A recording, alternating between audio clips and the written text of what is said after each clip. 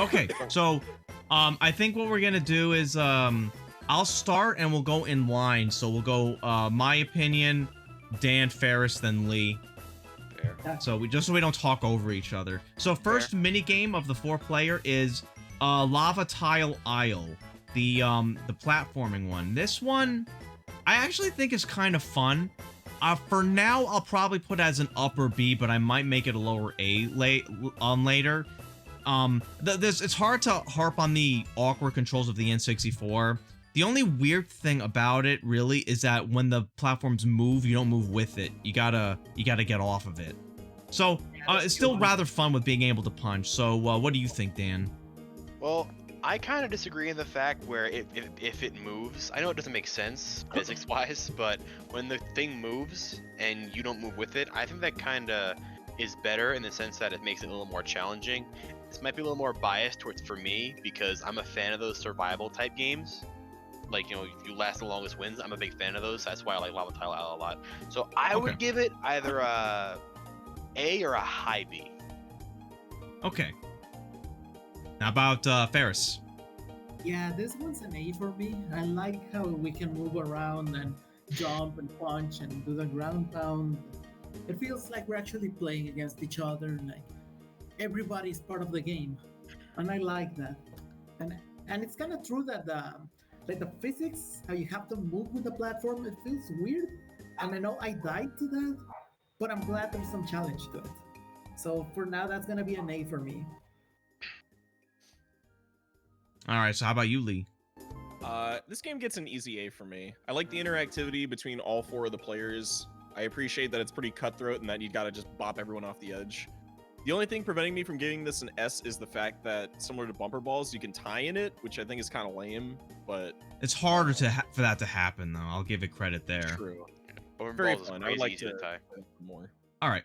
So next would be a hot rope jump, which we did not get to play. But this is actually considerably better because instead of being a first one out, it's a survival game where the last one standing wins. This one, I'll put an A for now. I might bump this up to lower S. It depends on what other things mark up. But I'm probably putting this one in A. It might be like a mid-A, just because it's like a good endurance kind of game with high concentration and the changing speeds too. It's like way more variation than in the first game. So Dan, what do you think? I agree. I think it should be an S. I mean, like I said, I'm biased towards the whole survival mini games. Big fan of that, and plus this mini game is actually like, really nostalgic to me. The only thing I'll complain about it is the physics, but then again, it's a Nintendo 64 game, and those games don't really age a whole lot well. But other than that, I give it an S. All right, Ferris. This was another A for me.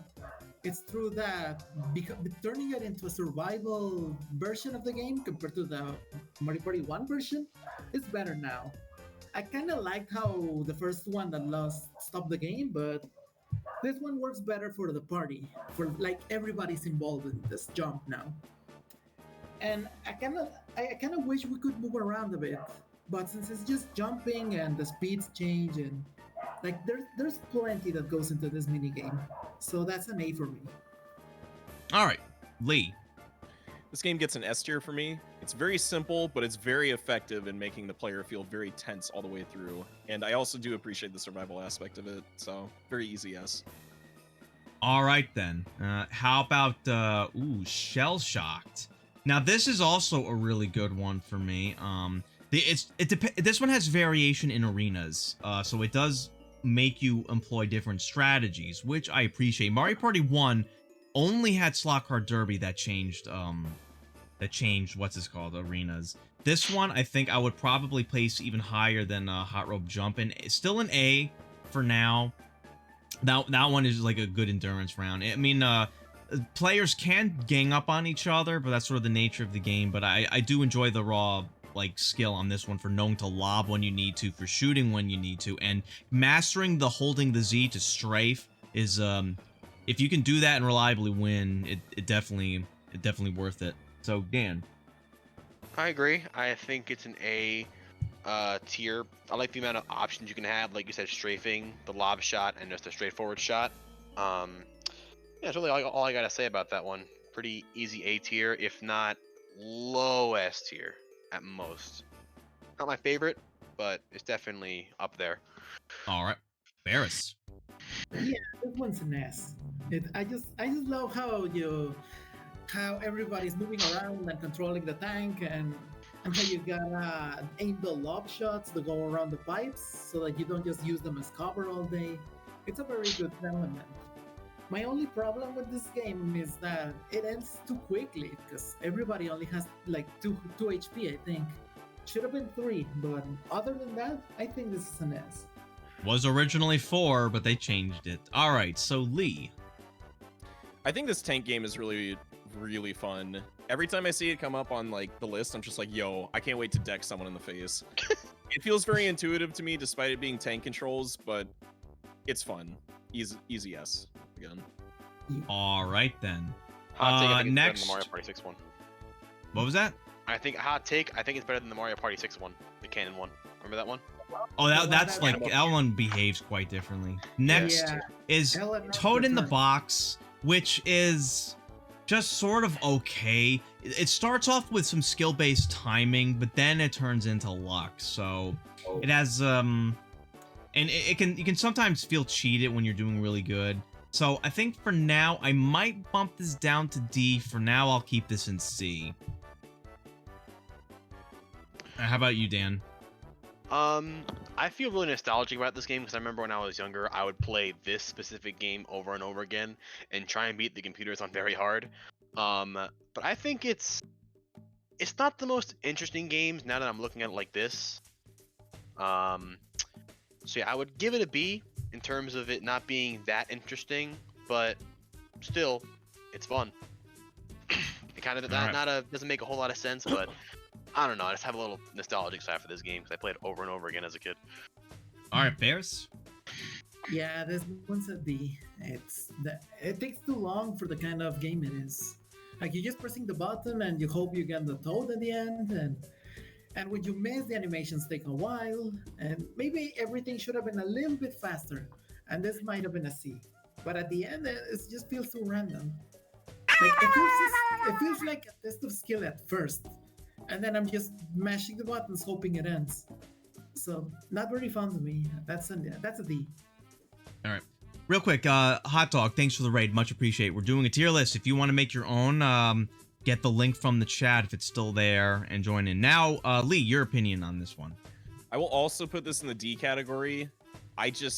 This game is not very mechanically interesting, and I absolutely agree with what Ferris said in that it feels completely random by the end of it, for like specifically the 4th and 5th dice roll. So pretty boring.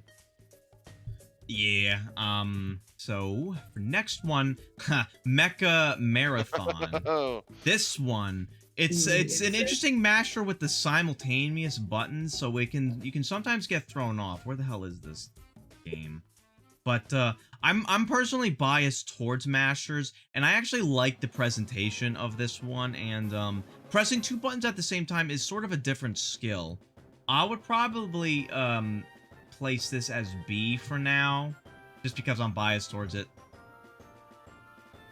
All right, Dan. it's kind of hard to rank mashing games because at the end of the day, with some minor differences, they're all the same, if that makes any sense. But even though I don't like this game mainly because I'm bad at it, it is interesting that it is kind of interesting that you have to press A and B together. So with that, I'll give it a B. It's more interesting than the typical masher, but I'll give it a B. I'm just feeling All right. miserable about this one. Barris. Yeah, this one's a C for me. I like how you have to mash 2 buttons, like press them both. It's a bit more interesting than the usual masher when you just press 1 button. And at least in this one, everybody's mashing, but you don't see the results until the end, so it feels tense from start to finish. You mash and then, oh, let's see what happens. GK won again, whatever.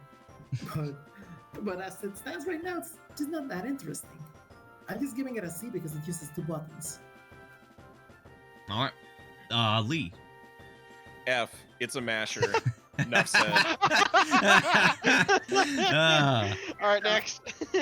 All right, next game. Let me see. That would be roll call. Okay.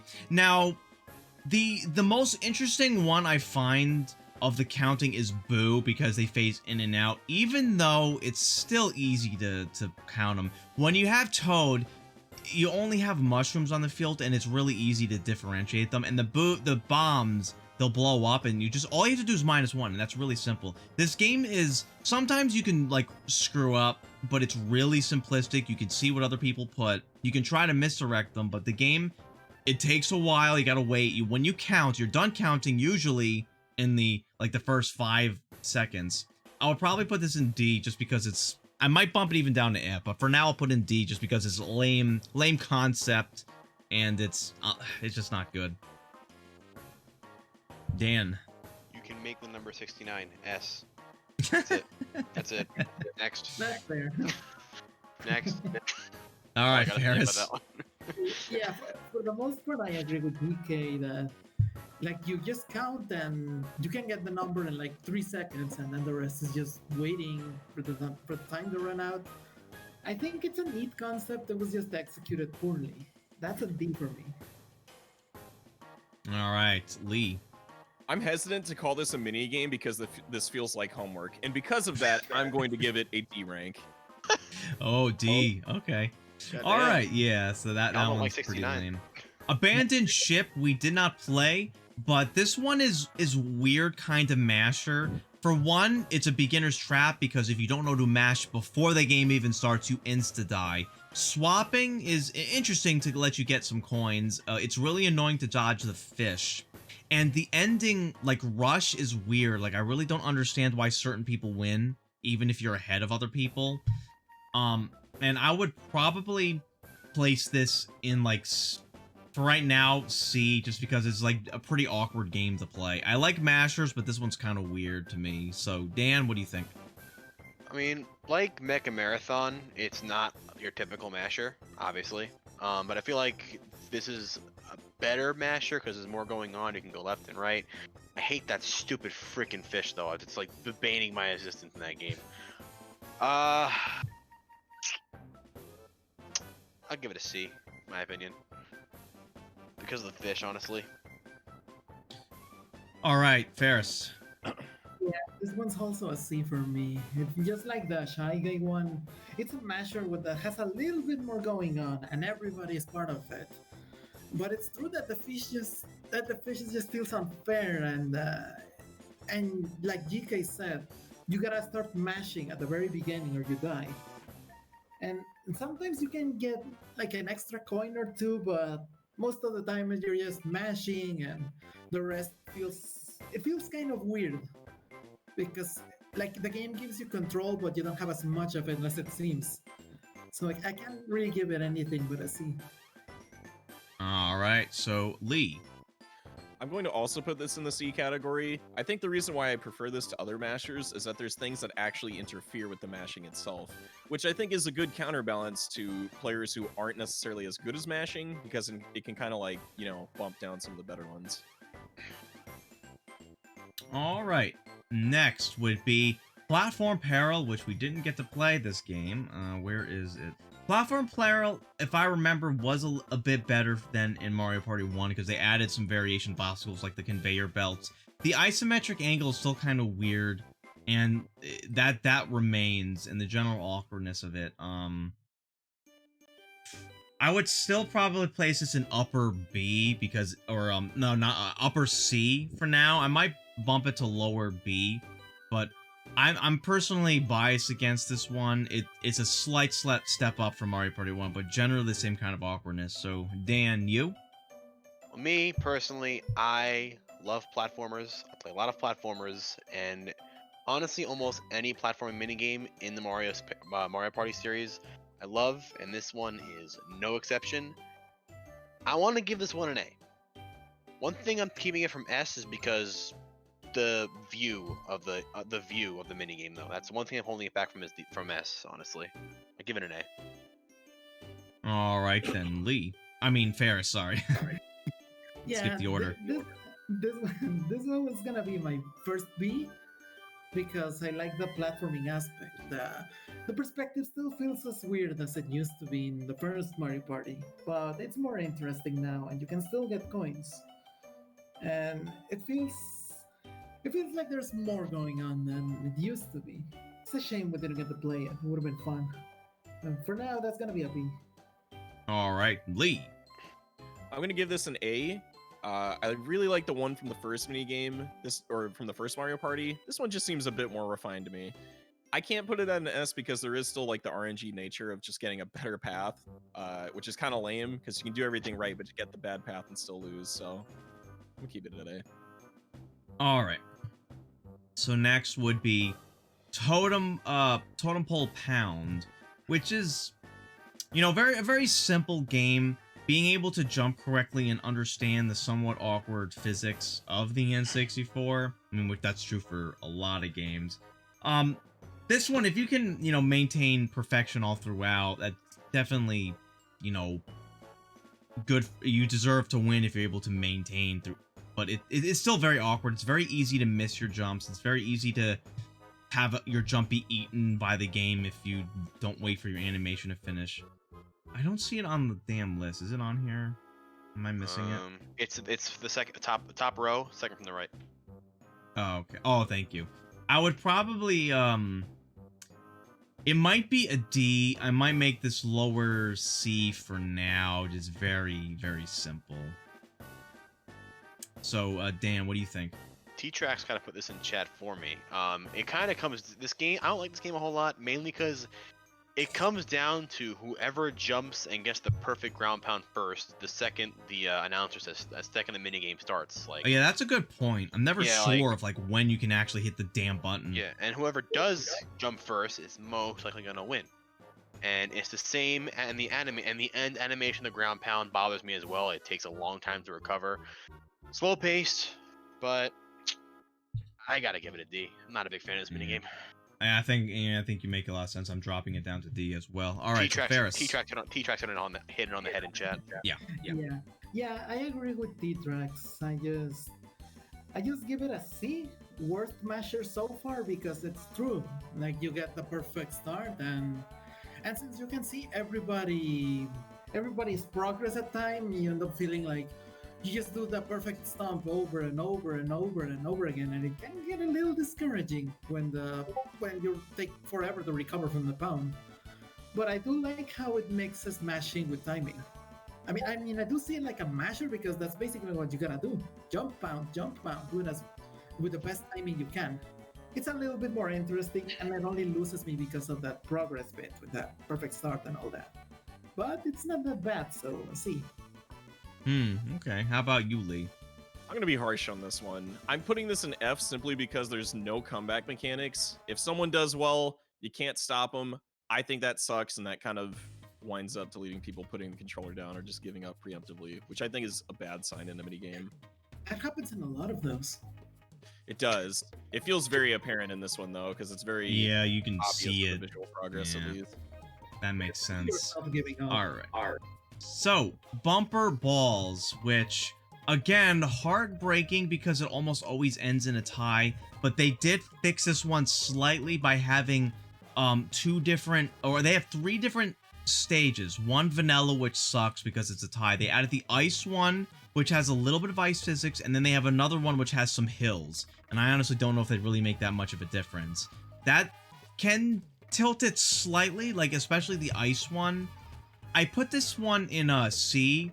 I might make this a lower B on the off chance you actually get a decent map that can allow for more strategies. The game is really fun, and it's heartbreaking that it almost always ends in a tie. But, what do you think, Dan? Great concept, bad execution. This game it had potential to be fun, but like you said, it can end in a tie almost every time. I want to make a quick comparison. There's this game I used to play on the original Xbox called Fusion Frenzy. It's a minigame collection. It's like Mario Party but without the board essentially, and they had a game like this. The difference was the outer part of the circle got smaller and smaller as time went by, so there couldn't be a tie, and there wasn't a timer either. If that minigame, if Bumper Balls had that type of mechanic, it'd be much higher on the list. If this was Mario Party 1 bumper balls, it'd go an F. Mario Party 2, I'll give it a D. Yeah, 3 Not a had fan. a game that wasn't bumper balls, but the bouncing one where the Yeah. stage crumbles away. They should have done that. You are right. That would have That's a- made that's an a B- S tier. The 3 But- one is a B tier, probably, in my opinion. for Mario Party Probably. 3. We'll deal with that one when we get to it. That one, it was a big step up. So, Ferris, what do you think? Yeah. Yeah, I agree with you guys. I wanted to like bumper balls. I see the improvement, but it still goes on in a tie because they didn't fix the biggest problem with this game, which was the controls. Like you don't really influence your speed that much, and people just keep bumping into each other. Everybody ties very often. If anybody wins this, it's literally a mistake. The only reason I don't think that is because it kind of feels fun from time to time. It's not completely hopeless. And I wish they fixed this someday. So for now, that's gonna be a D. All right, Lee. I'm so mixed on this minigame. I really, really love playing it, but I really, really hate that it always just winds up The in one balance. for me. Yeah, the balance is the biggest problem. So it's average for me. I think the goods kind of outweigh certain aspects of the bad, but it's still ultimately very, very flawed. Yeah, that is a shame. Next, Bombs Away. One that was improved. It was a top minigame from Mario Party 1, and they made it even better with bullet bills and a huge bomb at the end. And those additions, plus the general fun factor of the game itself, puts it as a clear S for me. What do you think, Dan? This game was in 1, right? It was And in 1, yeah. It was the same thing without the bullet bill. It was just cannons. Yeah. If this was Mario Party 1, I would put it in like a B or A. This one, like you said, the big bullet bill at the end, easy S. I also have a lot of nostalgia with this game, and yeah, it's just more interesting than the Mario Party 1 version. So that's an S tier for me. All right, Ferris. Yeah, this one's easily an S. The bullet bills are an amazing addition. I always liked how everybody can win if they survive at the end. It's not like bumper balls. This one actually feels like you actually have to invest some skill in it. But because now you have to worry about the bullet bills and the cannonballs, it's more interesting. And unlike then, I feel very nostalgic for this one, and I'm glad they brought it back and made it so much better. So that's an S, easily. All right, Lee. This game gives me a panic attack in the best way possible. I love that there's just explosives coming boom, boom, bop out of the woodwork. The cutthroat nature of it. It's great. It's phenomenal. Play it right now. All right. S tier, Yes. baby. Let's load up right now. Okay, Tipsy Tourney, which we didn't play this time. If from what I remember, this is like literally a copy and paste. I don't recall there being anything different about this one. I liked it in Mario Party 1, but given that the games are generally better in Mario Party 2, I would I might make this a Dogs, cats change my mind, except you can't cause your wrong. Don't at me tie. Why are you lying with the thanks for the bits, by the way, but you're wrong about that. Cats are clearly the superior pet. No. Anyway. Sorry, Wolf is right. Dogs are better. Dogs Saying- are No. better. All right. Conversation over. I made Tipsy Tourney an A, and I do really like it, but I think there's way better options now, so I'm gonna bump this down to B to Mario Party 2 because it did not improve really. It's the same thing. So upper B. I do like the idea of it. It's okay. But Dan? I kind of like this minigame. At the same time, I kind of don't, because one, it's an interesting concept, but I'm kind of biased against it as well. This minigame kind of mixed for me, honestly. I'm gonna give it a B. I'm just not that good at it, but it is an interesting game. I'm just not that good at it, so I'm gonna give it a B. Medium. Stay safe Alright. with it. Ferris? Yeah, this one's a B. I like how you can jump, move around, and the shell reacts to your movement, and it feels like you have more control over this kind of game than it seems. It's not that interesting, but it's better than Mashers. I just can't put it in the same category as those, so B. All right, Lee. I will also put this in B. Mechanically, I think there's more exciting games, and there's just more exciting games to play, but for what it is, I think it's fun, and it offers just enough for it to be better than other games.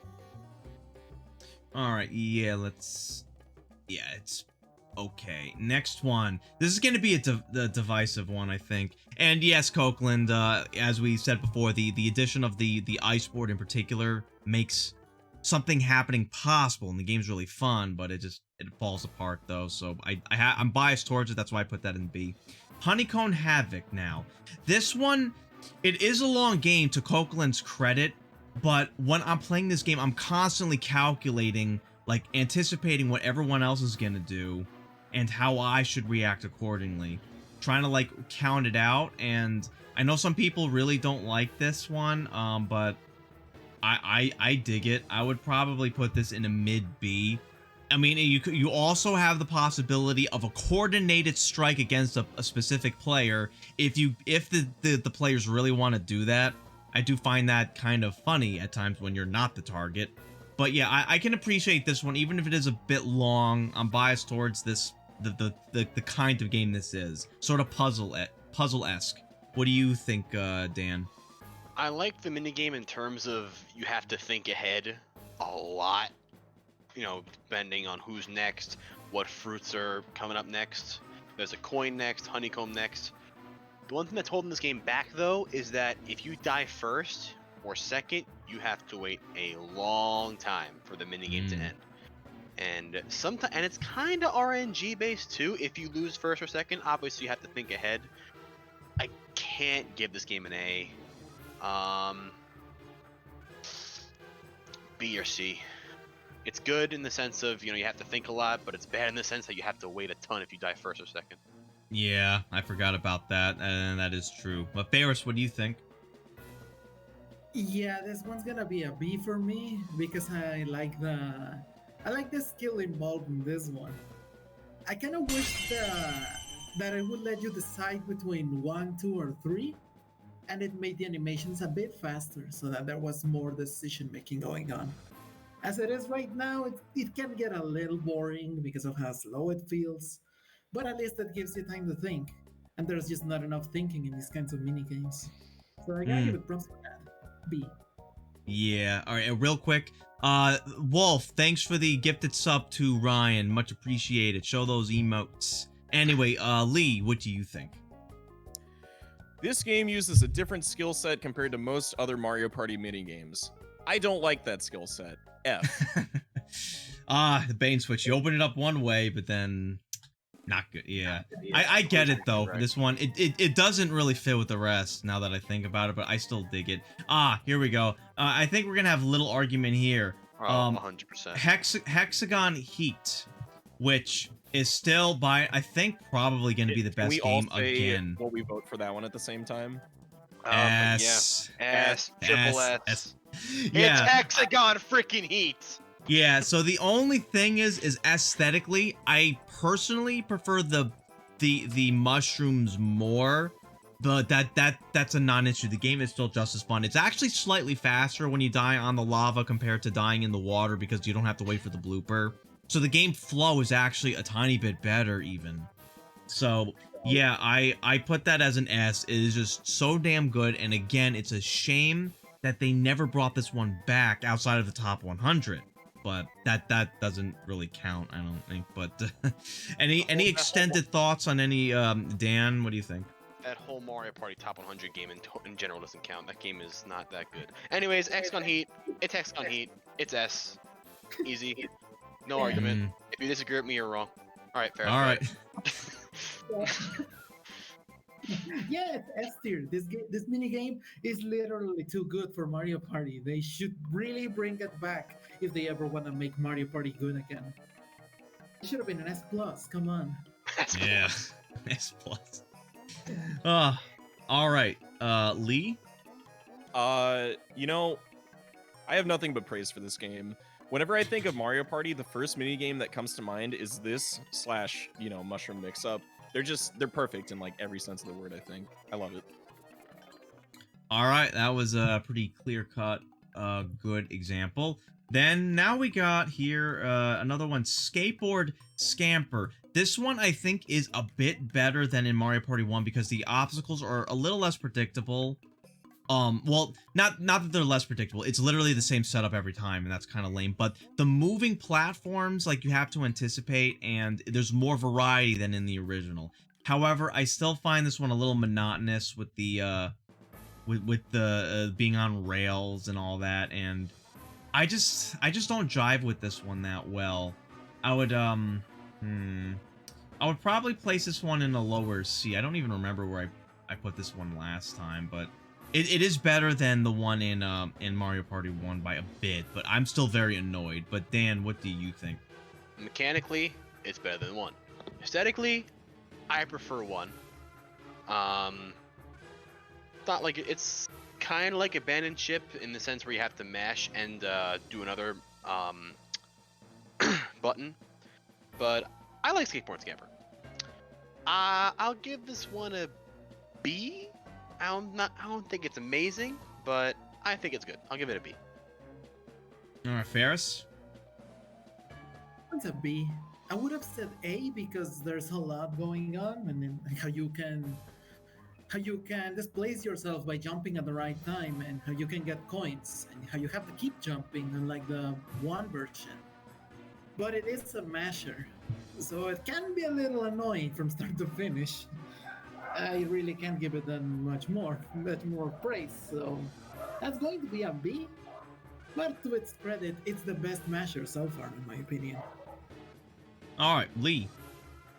I'm gonna put this game in A tier. I think it's a very, very fun masher. I appreciate that there's a lot of things that can interfere with the player. I also like the aesthetics too. It's kind of creepy in a good way. All right, so next would be Slot Car Derby, and I would still put this as a lower S. They added, I think, 3 maps instead of 2, and I still have to appreciate the raw skill involved in this one to maintain it, to maintain your lead and all that. It is a bit of a learning curve to it, but I still have to appreciate that. I mean, if it can be brought back and refined in a good way, it could still make a decent game. But what do you think, Dan? I hate spinning out. It's very frustrating when you spin out, especially when you're about to spin out. I'm saying the word spin out a lot, but long story short, I do not like this minigame. I know it's a little bit of a hot take. I mean, it does take a learning curve. You're right in that aspect. I don't want to give it an F, because I know people like this game. I'll give it a D. It's still not a good rating, but I don't want to give it an F. I'm just not fond of this game at all. All right, Ferris. This one had me mixed for a while. I'm terrible at this game, but I know it takes a lot of skill. It's a racing game, so when somebody gets ahead and there's practically no comeback, it can be very frustrating. But it does feel interesting that you will play this with just the stick, or just the analog controls, instead of buttons like so many other minigames. So I think it's very interesting. I would have said B, but I do like the variations it offers. So that's going to bump it up just a little bit to A. Okay, Lee. I understand this game. I get the mechanics of it. I recognize I'm decent at it, but I do not like playing it. So that gets a D for me. Okay. All right, so next would be Shy Guy Says. I would still put this in S, probably below Bombs Away, but still definitely a really fun game to play. They added the Lakitu so you can actually see the timing on it, and I think his bait and switch is more devious in this one, as we saw in our game. So I would still consider this like a good arena fight. And so Dan, what is your take? I love this minigame for many reasons. One, I'm a big fan of reactionary minigames. Like, Control Stick from Mario Party 6? I love that game, and this game is, well, not the same in terms of controls, but it's very similar. And it's simple. It's Simon Says. Can't get any more simpler than that. I'm giving this game an S tier. I love it. All right, Ferris. Yeah, this game, it feels too tense for me to have fun with it, but it does involve a lot of skill. It's not just Simon Says. You actually have to pay attention to the very last second because of how quickly the Shy Guy can mix you up. And like GK said, it's like the Lucky 2 is a great addition to the minigame. I would say B, but only because I just find it hard to enjoy. This would have been an easy S otherwise. All right, well, Lee, what's your take?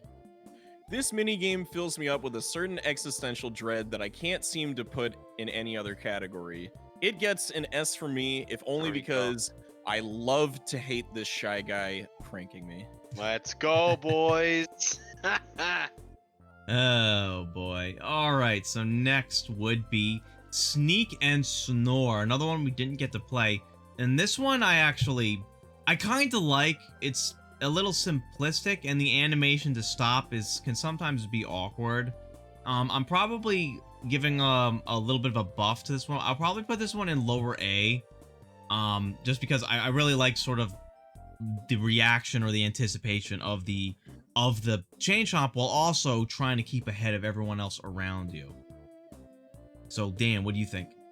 I find this minigame actually pretty hard because you need, like, I don't want to say super frame perfect, but you need to really time it perfectly to get back in the barrel for chain chomp not to grab you. And also, I made the same point about Honeycomb Havoc. If you lose early, you have a lot of waiting to do. But that is a fair punishing mechanic. I'm not that fond of this game though. I'm gonna give it I don't want to give it a D or an F. I'll give it a C. Okay. Well, I will give this one credit is that if you die, it's your own fault. It's not like Honeycomb Havoc where it's a survival. It's so, a good punishing mechanic. Yes. It's a good punishing mechanic. So Ferris, what do you think? Yeah, this one's easily gonna be a B because it's true that it feels a little janky when you have to let go of the button and your character hides in the barrel again. It can feel a little cheap sometimes, but I like the concept. And I like how it's a sneaking game for everybody. And everybody's involved and it's very easy to understand. So that's going to be a B. Only reason it's not an A is because just like Shy Guy says, it stresses me out too much to be fun. All right, Lee, what do you think? I've never really been a fan of red light, green light, and having that personified in minigame form is not that much more fun. This gets a D for me. Okay. All right, so next we got Dizzy Dancing, which we didn't get to play, but I think this one's pretty lame. It's basically who can walk in the right direction first wins, and then you just jump straight to it. This game can last like 3 seconds most of the time. I would probably put an upper D. It's like a flash in the pan kind of game, and it's really not that good. What do you think, Dan? Hot take, I like this game. It's quick, and it's pretty simple too. I mean, I know what you said about the first to get the controls right wins, but that's kind of a rewarding mechanic in my opinion. Like I said, it's quick, fairly simple. I'll give it like a high B, low A. Okay. Well, I think what I was trying to get at was that you put your stick in a random direction. Whoever is lucky enough to be going the right way is gonna win. I don't think it'd be that easy. I don't think it'd be that easy sometimes, but you make a fair point. Anyway, Ferris, what do you think? I wanted to love this one. I like how you can jump around and the controls get messy and this one could have easily been an A for me, perhaps even an S, if it had you collecting several notes and they were all over the place. Because it's only one and it's always at the center. It just gets boring real fast. So this is... They did that in the top 100. They actually updated that. Well, hey, it finally has a reason to exist. So at this point, this one is an F. I wanted to love it, but just not right now. F. All right. Lee? I freely recognize this isn't the most exciting game on the roster, but It gives me a very simple pleasure of just figuring out which way to go. So I'm gonna give it a C. I'd rather play this than other ones. Okay. Now we got Tile Driver. This is it's in a similar vein to Tipsy Tourney, but I find this one a little bit senseless at times. Like, I mean, we have to have the same configuration tile, otherwise it would be RNG, but it's like who can do the shortest ground pound would wind up winning this. I don't know. I would probably put this in a lower C, just because maybe mid C, just because it's very senseless, and you just got to maintain competent controls, and whoever wins, I feel like sometimes it's senseless to me. But what do you think, Dan? You really have to be perfect to win this game. Like, if you make one mistake, you're done. And I don't like mini games like that.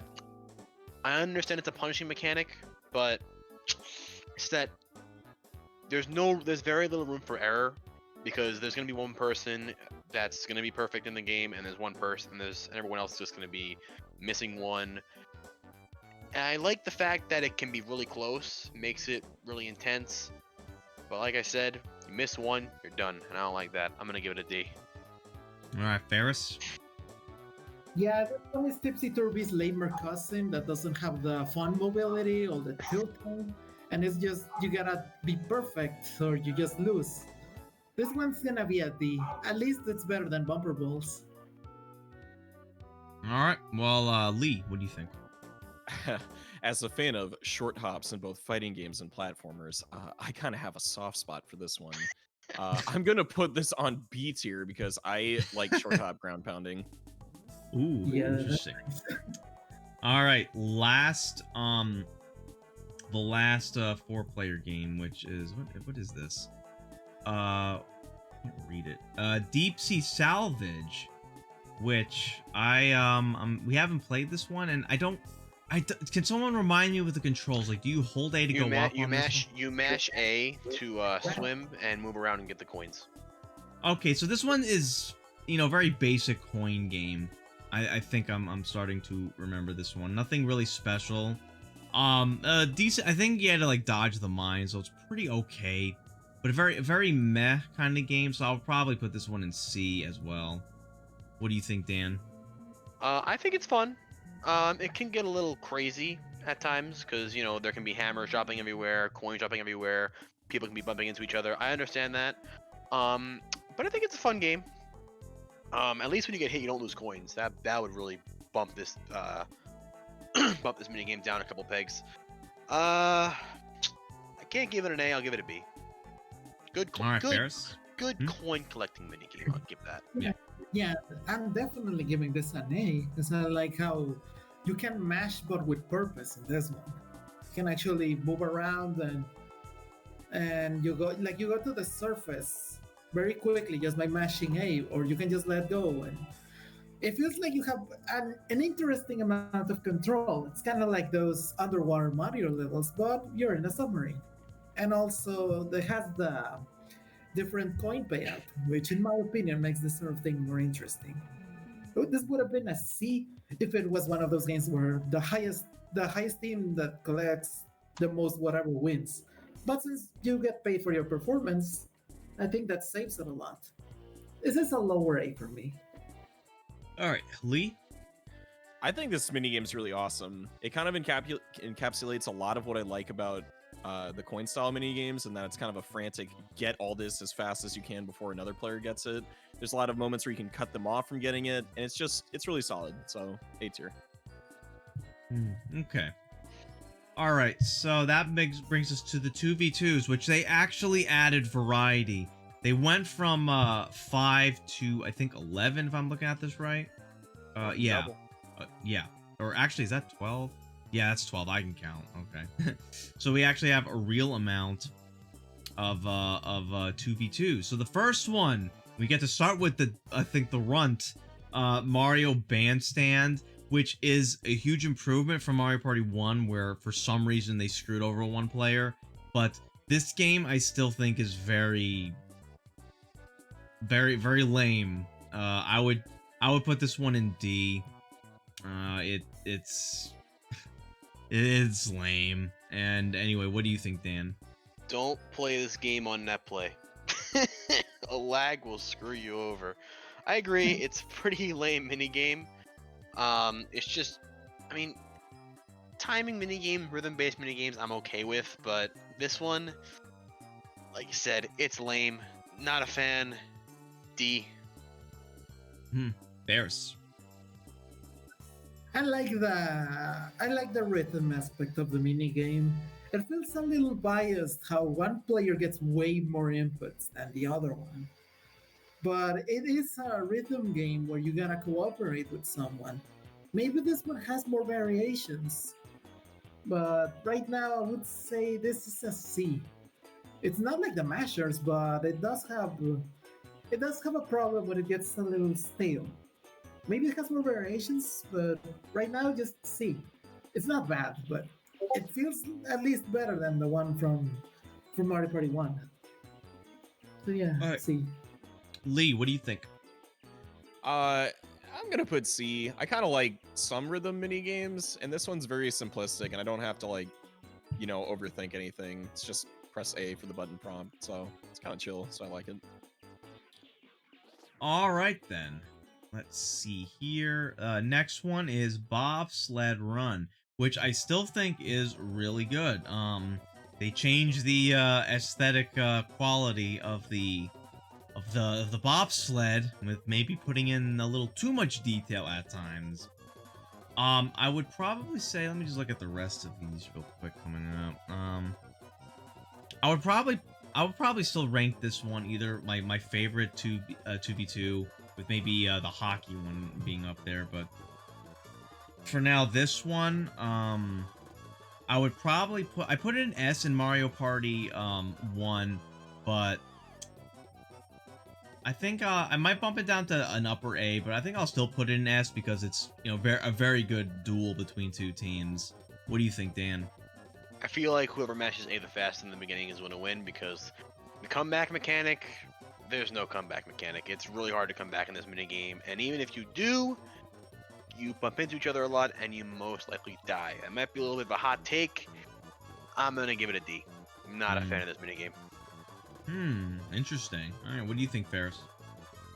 Yeah, I agree with that. That's a D because it does feel like you mash a lot just to get those first steps, and you get a head start, but then you start bumping into everybody, and the controls feel a little weird. Maybe it's because the steering is handled by 2 players, but as it is right now, it feels more tedious than it had any right to be.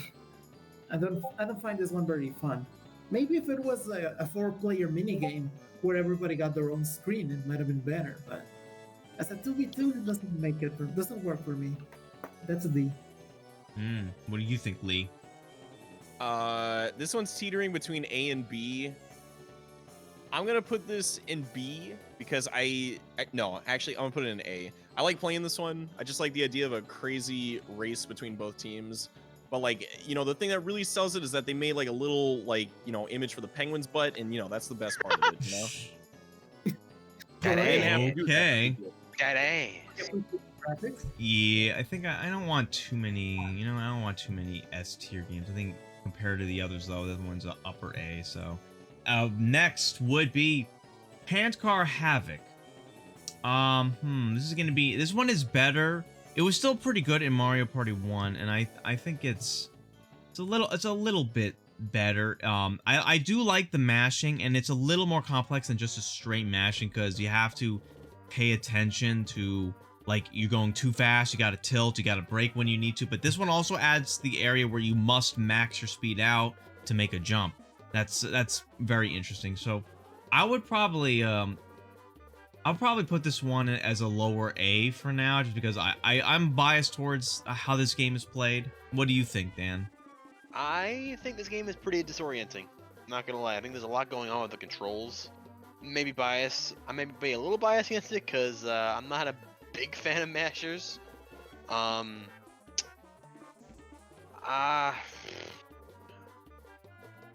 not terrible.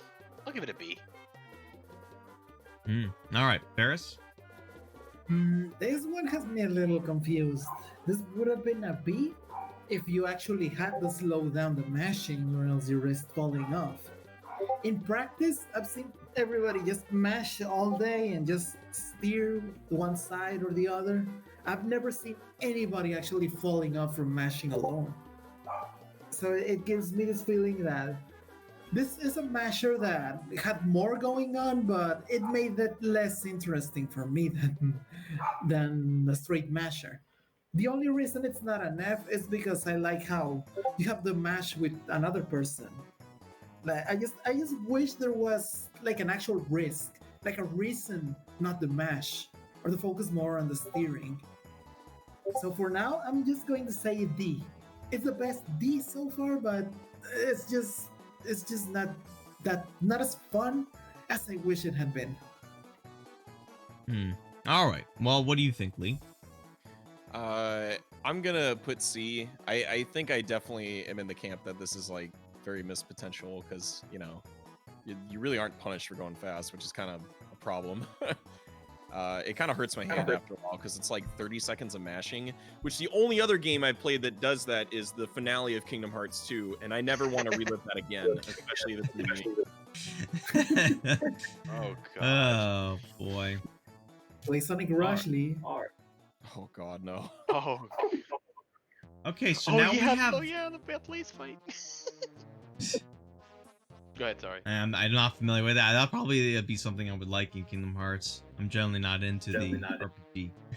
Anyway, Balloon Burst, which got converted from a 4-player to a 2-player game, which I don't know how to feel about that. I liked reliably winning on it, but I still enjoy the rhythm of it, being able to maintain a high level skill. Although if you're with a player who doesn't have it, it can kind of drag it down and be a little frustrating. I still find this one fun. I'm still very biased. I would probably I'll probably put this one as an upper C. What do you think, Dan? I like this one. It's pretty simple. I mean, it rewards you for not mashing vigorously. You actually have to get into a rhythm, which I do like. I want to give it. It's nothing too special though. I'll give it a B. All right, Barris. Hey, it's better than Car Havoc. You gotta work together with somebody else. It's a masher, the input is more interesting than usual. And I actually like this one in the first game, even though I usually lost in it. I'd probably lose in this one too, but it gets by on the nostalgia of it. I'm gonna say C. All right, Lee. I really couldn't stand the Mario Party 1 equivalent of this, where it was like, 4 players doing this by themselves. It doesn't really help that there's another teammate there because it's still just like the same motion of like A and B. I don't like it. I'm giving it F. Oh, harsh. I did not find that game fun. All right, next would be Sky Pilots. This one I think is pretty fun, even if like the person who's doing the flapping motions can be, kind of a little more boring and monotonous compared to the person who's steering. But you have to have, you don't even really need to have that great amount of coordination. You just need like the one who's steering. This game is reliant on who's steering. So the asymmetric team means it's one team is carrying, one player is carrying the team. And being able to have the right rhythm is important, but the ability to steer and dodge is probably more important. This one is pretty fun. I'll probably put it as a lower B because if I'm playing this, I would rather be steering than doing the up and down flapping motions, but it still is some fun to be had. So what do you think, Dan? Might be a hot take. I am not a fan of this game. One, I think it takes way too long. Two, I think you said this. One person can be doing most of the work, and the other one can be just be flapping the wings and not be doing much. I'm gonna give it a D. All right, Ferris. Yeah, I mean, at least it's not a masher, but you do have to coordinate with somebody. I like how they get each player gets different controls, and while it's true that one player usually carries the other, at least both of them have to be involved because one handles the wings and the other steers, and both players have to be paying attention. So I would say this is a C. Best 2v2 so far, but there are better ones. All right, Lee. Sky Pilots is neat. If you're the guy flapping the wings, I feel very sorry for you. In which case, the game is probably either D or F tier. But if you're piloting the thing, it's probably A or B tier. So the only reasonable conclusion is that this can go in the C category. Balanced, as all things should be. Yes. All right. So speed hockey. This one is just some straight up like very simple good time. Both players need to like coordinate and like understand how to angle things properly to be successful, and a very good duel. I just kind of wish there was a little bit more clearance in between the two teams. Like the middle is, very small, but I think it's fine either way. The way it is, it's really good. I'll probably make this one a mid A because I rather enjoy this one for a team game. What do you think, Dan? I think it's basic, nothing special. But nothing special is kind of like a little bit of a wrong term, but it's very basic, simple. I think it's good. I haven't given a 2v2 an A tier yet. Let's put it in an A. Why not? I like nice and simple things. All right. What about you, Ferris? Yeah, dial B for basic. You just gotta pull the sticks up and down, and it's hockey. It can be kind of fun. There's just not a whole lot going on. It would have been an A if, I don't know, you could move a little bit around to the left or right, like tilt your character, and maybe change the way you bounce the shell around. But as it is right now, it does have the charm of a basic game. So yeah, that's going to be a B. All right. And how about you, Lee? I'm kind of a sucker for Pong. And the fact that this is basically 4-player Pong makes it extremely exciting to me. I could probably unironically binge this minigame for an hour if left alone. But yeah, S tier. Ooh, all right then. We that was the one I think we diverged the most on. Let me see. Next would be Cake Factory. This one, I think it gets old really quick. The controls are frustrating. The timing the grab. Once you start messing it up, you start messing it up more. And I get that it's kind of like being a reference to I Love Lucy with like the strawberries. But like, because when it starts going faster and it gets more hectic. But I still think this one's very monotonous and I don't really care for it. So I'll probably put this in like mid D's for now. What do you think, Dan? I like it. I think this is a pretty good 2v2 minigame. One complaint I have with it is that the punishing mechanic of missing it, you're stunned for a long time. And that's the one thing that's holding this game back. Other than that, I like it. I think it's a good 2v2 game. Not a fan of the 2v2 games in general, Mario Party 2, but Speed Hockey and Cake Factory, it gets a pass for me. I'll put it in A. All right, Ferris. Yeah, you're right, GK. I love Lucy too. This is a fun little mix up with the cake and the strawberry, and its timing. It can feel a little iffy when grabbing the thing that's in front of you, and if you miss, you're stuck there forever. But that's the only problem I have with it. It's fun for a team game. I'm gonna give this one an A. All right, Lee. It's okay. I feel like it kind of outstays its welcome, but it's kind of funnish. I'll put it in. It's hovering between C and D. I'll put it in C. It's okay. Okay. Next would be Magnet Carta, which, you have to drive those cars, and I know the controls are deliberately not easy, and it takes some getting used to.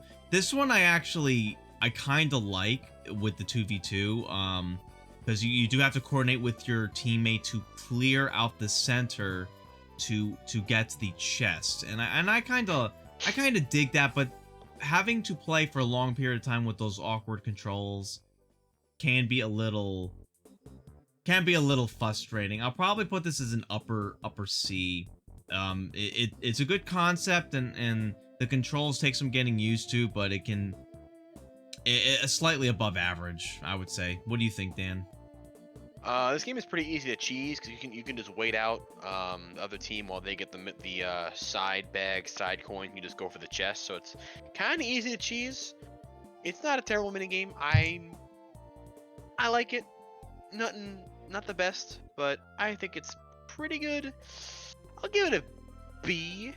Give it a B. I can't give it an A though, but I'll give it a B. All right, Ferris. Yeah, ECA. I like how you can get so many coins from this one if you play it right. The tank controls are kind of annoying at first, but there are several other mini games that use similar controls, so you can get used to them. And once you do, you can really rake in a lot of money. And it's nice that you get to play with somebody else, and everybody gets that money. So this is going to be an A. The only reason it's not an S is because it could have used a little bit better controls. But that's the only problem I have with it. All right. What do you think, Lee? I'm gonna give it a B because I think there is like a decent amount of RNG to it with like bags spawning on certain sides. The reason I can't rate it any higher is because if a player's magnet is on the thing, you can't knock it off of them. Yeah, and I think that kind of fundamentally messes things up if someone gets the chest, you know? Yeah, I forgot you can't knock things off. Alright. And I'm sorry, what letter did you put that in? I put that one on B. It's B? fun. Okay. That's why I kind of gave it a little higher than C. Alright, so the next one we got here is Looney Lumberjacks, which I'm probably going to put this in the same category as Dungeon Dash. This one, I feel like it gets old quick. It's very simple. That it's the same A, B. Similar to Balloon Burst, except you're reliant on the other person to not screw up, and you don't really know their, like, if you desync your timing, then it can get in the way, and it can be kind of frustrating. I would probably put this in a lower, well, either upper D or lower C. I think probably for now, I think lower C. What do you think? What do you think, Dan? It's an easy game. Too easy though. Like you said, it's repetitive, and it honestly, like you said, it relies on the other team messing up first. So, like I said, it's easy, but too easy. I gotta give it low C, high D. I don't know where to rank it between those two. Low C, high D. All right, and Ferris. Mid C for me. I like how you gotta mix up the inputs from now and then, A, B, and how you're depending on the other player to also do the same thing but backwards. I like the cooperation in this, and it's kind of a masher just with a more reasonable pace, but it's true that the other player can really mess you up. So I can't really give it that much credit. I'm going to say C. All right, Lee. I don't really have much fondness for this game. It's kind of a neat take on. I'm gonna sound like the biggest hypocrite because I have another game I'm going to rank really highly, but this one I'm gonna put on D because I just don't like the way it's handled. Why do I have a feeling I know what that game's gonna be? I promise you know what it's going to be. Is it coming up soon? Boy. Is it coming up soon? Is it coming up soon? All right. So next one would be Torpedo Targets, also in a similar vein to Sky Pilots, except I think the person that's shooting has a little bit more to do, because when you shoot, and sometimes you don't really realize this, but you can control where the bullet's going. So the one player driving and then the other player having to shoot correctly. And you can't just lob shots too much because you have to wait for your torpedo to reset. So I think this one's kind of fun. Not since it's different where it's not a race, but it's like find the target. There's a little bit of RNG, but I do like the sort of like arena style. It would have been interesting to make this where you have to shoot the other team, but you can do that to stun them. But I still find this one fun for what it is. So a little bit better than Sky Pilots. And where is this on the damn list? Oh, there it is. I'll probably put this more like mid or upper B. This one's pretty fun. Yeah. All right. What do you think, Dan? I think this game is really, really clunky. I don't like the controls a lot. I mean, God, I just don't like this game a whole lot. Very clunky, very slow. The timer lasts forever. The only thing I like about this game is that Lee actually threw this game a couple times for me, so I appreciate that. Thanks a lot. Thanks for that, Lee. I'm gonna give it an F. Okay. Paris. Yeah, this one Sky Pilot with guns. It should have been more fun, but the controls do feel a little like you have more control. But the game is a whole lot slower, and controlling the torpedoes can be very messy, and it also goes on for way too long. And this is like the other game, Shell Shock, where I wish you could have just shot the other players and I don't know, kill them or something. But since it's just shooting the torpedoes and the targets, it's not as fun as it could have been. I'm just not sure if this one's better or worse than Sky Pilot. So for now, that's going to be a C. All right, Lee. The idea of this is kind of okay, but the controls completely ruin it. Listen, when I say, like, I really don't like the controls in it, this is coming from someone who tolerates, like, survival horror games with tank controls. So believe you me, this is bad, even by that standard. So, F? F. Wait, what? Yeah. Oh, okay. Like, all right. So you got rating? All right, Rating, so the please. next one we got is Destruction Duet, which is another very simplistic, monotonous game that I find it's just like very little strategy. Once you know that the master strat is to do jump kicks, like you might think ground pounding might be a decent strat if the statue's low enough, but it's not. So it's just jump kicking, very monotonous, and trying to punch or interfere with the other team is pointless because you'll be wasting too much time. I would probably place this as a lower D. Might be, if I have to bump any down to F, that might be one of them. I think I might bump the counting one to F for now as well. So what do you think, Dan? This game is all right. It gets an okay in my book. It's nothing crazy. A lot of I like that you get to short hop a lot. A B A B A B. But it's pretty solid. I'll give it a A or a B. B. All right, Ferris. Well, you can move around, you can jump, you can punch and kick, and hardly any of those things matter. There's just this perfect strat of jump kick, jump kick, jump kick. Much like the crazy music thing, this is one of those games that I feel could have been way more fun if it actually had more game to it. As it is right now, I really can't give it much credit. I wanted to like it, but maybe they'll fix it someday. That's an F. All right, you, Lee? I'm gonna give it B because it's very cathartic to beat the ever-loving tar out of a stone Bowser. Interesting. Huh, I guess that's one way to look at it.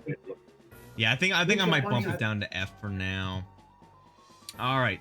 So next one we got here is a Dungeon Dash, which is the same goddamn game from Mario Party 1. They just added one extra obstacle in the aesthetic. So for that, I would keep to my original rating if I can freaking find the okay, and make it like a lower D because it's dull and monotonous. I don't care for it. So what do you think, Dan? I don't remember where I put Looney Lumberjacks, but it's the exact same game, except you're not pressing buttons, you're moving a stick. What did I rate Looney Lumberjacks? I rated it D, I'm pretty sure. So yeah, Dungeon Dash, I think it's a D. Yeah, that's it. Ferris, your turn. Go. Right, left, right, left. We know how this one goes. That's going to be a C for me, because at least it's more interesting with the fireball and the thwomp. I like how you gotta press the stick instead of mashing a button, but yeah, it's just right, left, right, left. You've seen the clip. I'm ready for this one. All right, Lee, what do you think? I can't believe all you were so harsh on this game. I'm very disappointed. Dungeon Duos, or not Dungeon Duos, Dungeon Dash That's gets a an good S game. tier. I think this game is secretly one of the most hype mini games for 2 players because it's like it's so simple. It's just right, left, but the second you see some other team mess up, it's just like, yo, we got a gun for that exit, you know? And it just feels so exciting to me, and I love it. Easy S tier. Interesting. Right, left, let riff. Right, left. Right, left. It's the comedy aspect of that game that I love. I love seeing someone mess up, and it's just satisfying. All right, Nice now we screen. move on to the 1v3s, which I think, as per with pretty much all Mario Party games, they are unbalanced in some way. It's rare to find one that isn't.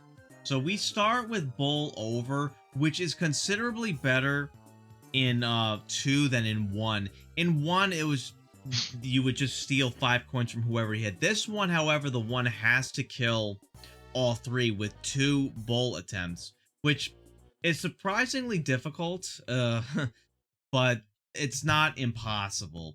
But it being the 1, it's kind of hard to aim the thing correctly, and being the 3, it's really frustrating just sort of hopping about and having little control over yourself. I would probably put this as a mid C just because it's not quite that enjoyable despite it being better. What do you think, Dan? Not a huge fan of this one because the 3 essentially don't have to do much in this game, and you know what makes me mad? The pins cannot jump over the ball, and that makes me very angry. That would have been What do very you funny. mean? Yeah, they can. That happened. I literally did that today. It did? Yeah. Oh, It I have pissed to- me off, remember? All right, I take it back. A tier. That's it. No. I'm gonna. I'm still not very fond of this game. I'll give it a B. I don't want to be too nice. All right, It's Ferris. 11:30. Give me a break. Oh boy. Well, honestly, I like the Mario Party 1 version way better because it felt like there was a decision to make. Like, are you gonna go for a certain player or not? In this version, they took a decision. Now you just have to kill everyone. Like, you do get 2 shots, and they're easier to control, which is a benefit. But it also feels kind of unfair at the same time because, well, now you basically have to clean house or else. So it's a longer mini game than the first one, and at the same time, I found it less interesting. That's going to be a D for me. All right, Lee.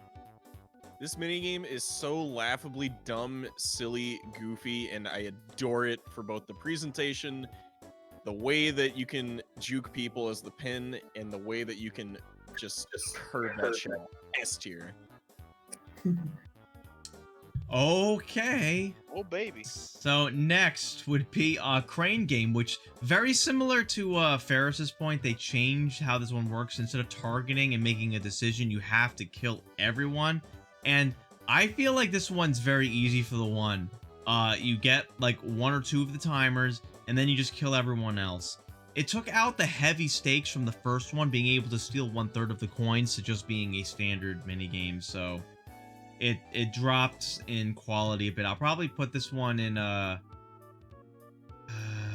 don't know. I think I'm probably lower C. I'm probably gonna move Skateboard Scamper to upper D. Yeah, that's they simplified a little too much. Anyway, what's your take, Dan?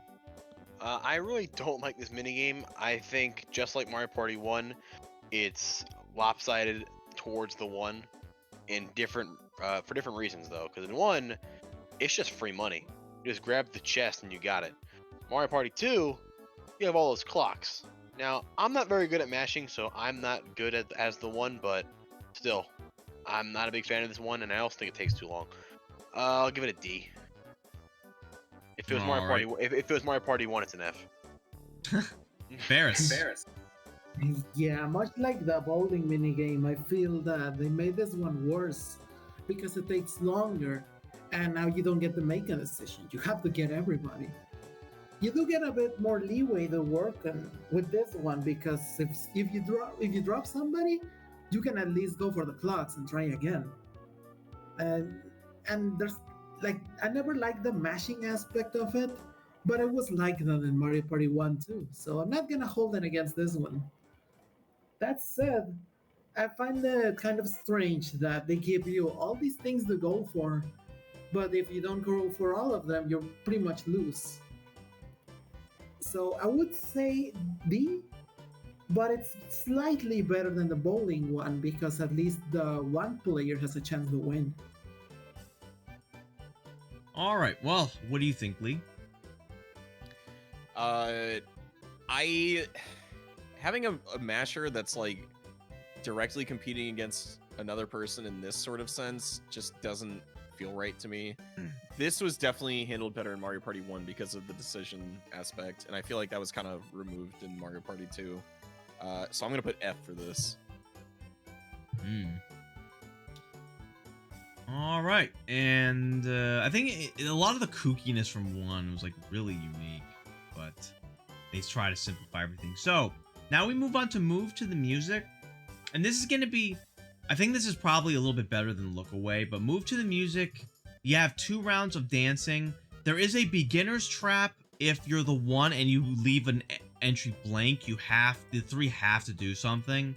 That'll only happen once. I'll only work once to get a cheap win off of this one. Other than that, though, it's honestly a bit difficult for the 1 because if like the 3 are at least partially coordinated to at least memorize different parts of it. I mean, we fail at that quite often. But this one I think is pretty hard for the 1, and your options of like what kind of dance to make are pretty, limited. I think you can only do A, B, and then the directionals. I don't think. Wait, you can do Z, right? Am I misremembering that? Yeah. You do Z, yeah. It's A, B, and Z, and control stick. A, B. Okay, so that it's still. Yeah, it's still pretty. It's not horrendous, but it's pretty. Yeah, I kind of hard to place this. I'll probably make this a lower C right now. What do you think, Dan? I'm not a huge fan of this game. I mean, I think it's pretty balanced.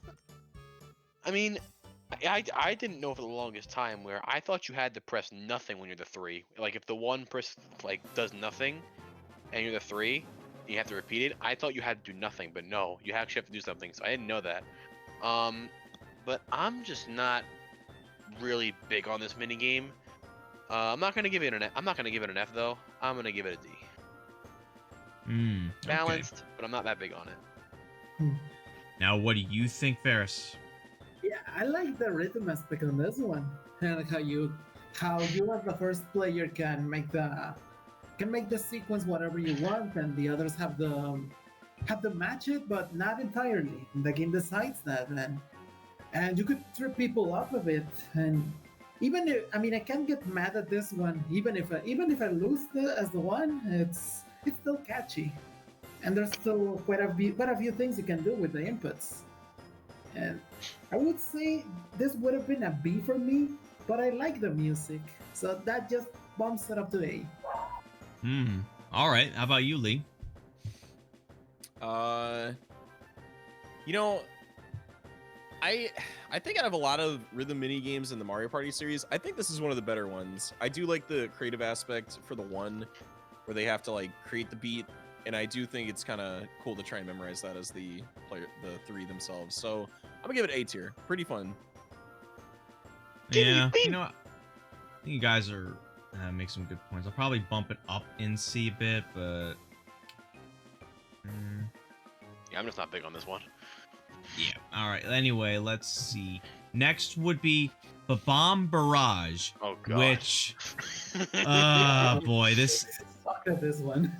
this is a very this is a very awkward one where when you're the three, and I mean, someone said that the controls were bad on the original N64, but with the modern controllers we use, I don't think it was made for the weird flicking it wants us to do, and it's like incredibly difficult to aim correctly, to use the right amount of power. The fact that you have to aim and flick, you often go left or right accidentally, and it's incredibly frustrating as the three. You have very little to do on this. I would probably put this one in F for now, just because like the controls are just so bad. For the one, it's basically a free game like most of the time. Occasionally you screw up, and it's actually kind of fun as the one, like just being able to dodge, but you know that everyone else can't aim.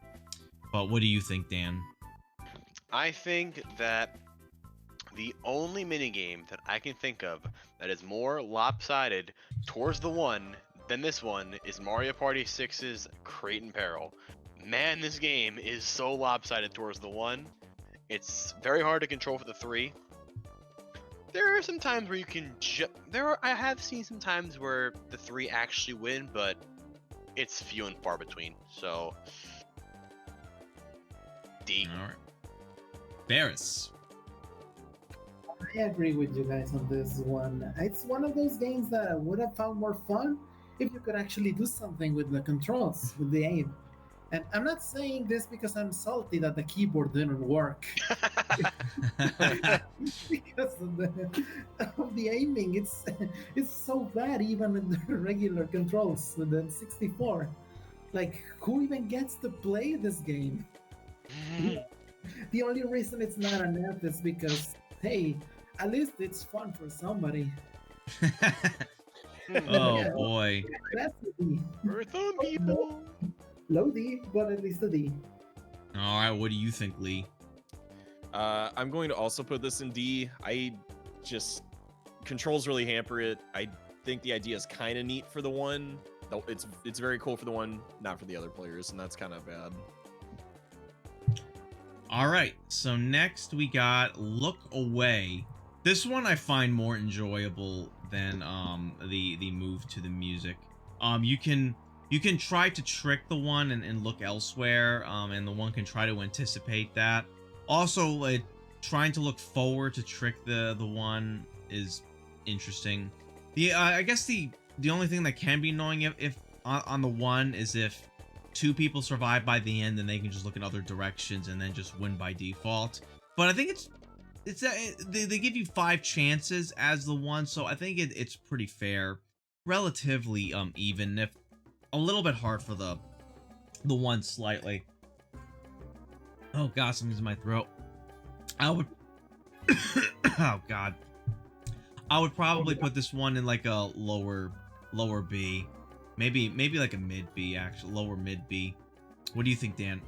Before I say anything, this is going to be my last mini game of the night because I have to get up early tomorrow. So I apologize. Okay. I apologize. Well, yeah. But real quick though, when you do leave, you can just like make your tier list, like finish it, and then just upload it onto the Discord. Yeah, I'll do it. I'll make a tier list tomorrow and I'll put it in the Discord tomorrow. Yeah, 'cause Okay. I gotta get to bed soon. Anyways, this is my favorite 1v3 minigame in Mario Party 2. One of my favorites in the series. Hot take, but I think it's pretty balanced. It's unpredictability, reactionary. I love this minigame. Not much else to say. I find a lot of nostalgia for it as well. Yeah, I'm gonna give this one an S tier. I haven't had an S tier in a while too, so. Damn. Yeah. I love this game. All right. That being Okay. said, Lee, Ferris, GK, thanks for having me again. Great game again, and good night, guys. Yep. Take Good care. night. Good night, man. Well, Sleep well. All right. So Ferris, what do you think? Well, Look Away is in the running for my favorite minigame in the entire trilogy of the Mario Party games on the 64. It's just super fun with how you can bait people by not picking a direction. So you have like 5 inputs, one direction or nothing. You get 5 chances at the one as a one, and it has one of my favorite features in a 1v3 game, which is that even if you lose, you can still play. You're not just standing there. You can keep playing it if you want. And it's just goofy and it has good music. There's just a lot to like about this one. This is easily an ass for me. All right. What do you think, Lee? I'm gonna give this an A. I think the mind games in this really trump over a lot of other mini games in the Mario Party franchise, and there's like a lot you can do. So, got a lot of praise for that. Oh, that makes some sense there. All right. So, next would be Shock, Drop, and Roll. Oof, boy. This one is pretty unbalanced. It's very difficult for the one to win. This is like the opposite of what was that one called? Bomb Barrage. Yeah, so Yeah.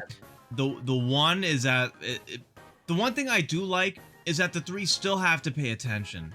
Like, it's not a snooze fest. Like, you still have to at least look at and then make an effort to not be garbage.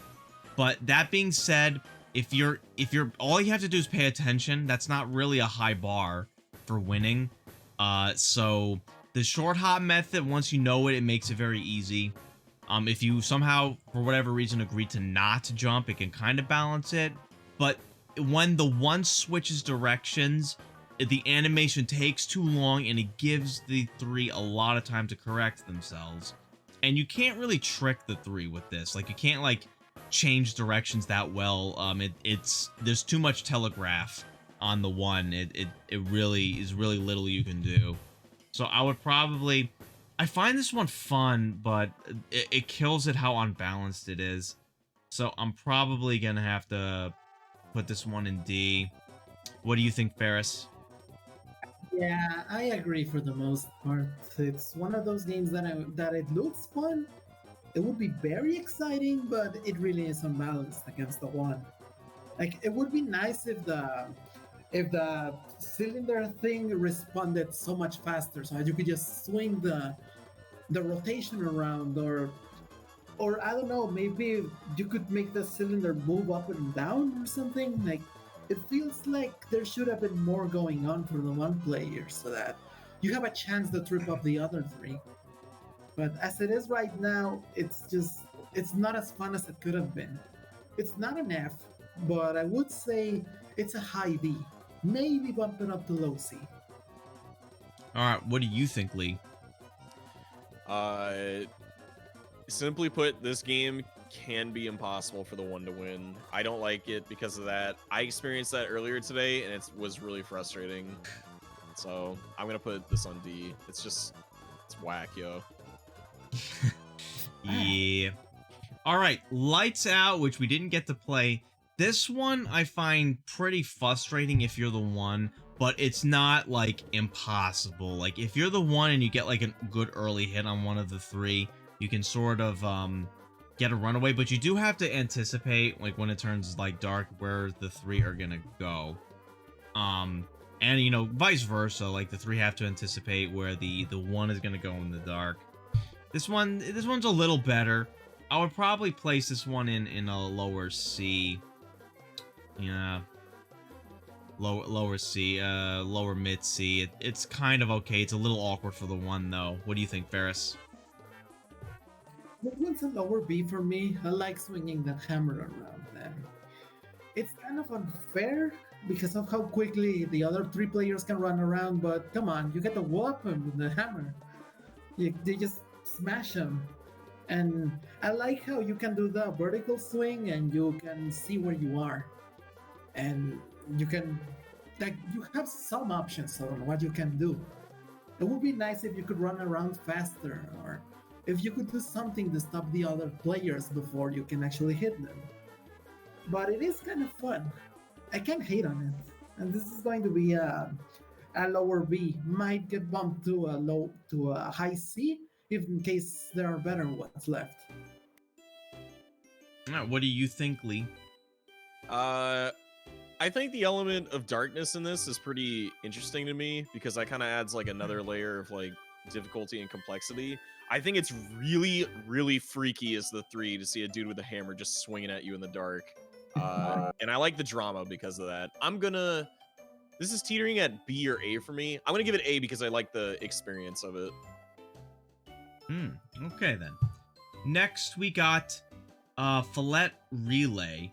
This one I actually find kind of fun. It has a little tilt towards the 1 because the 1 doesn't have to wait for the animations to pass the fish.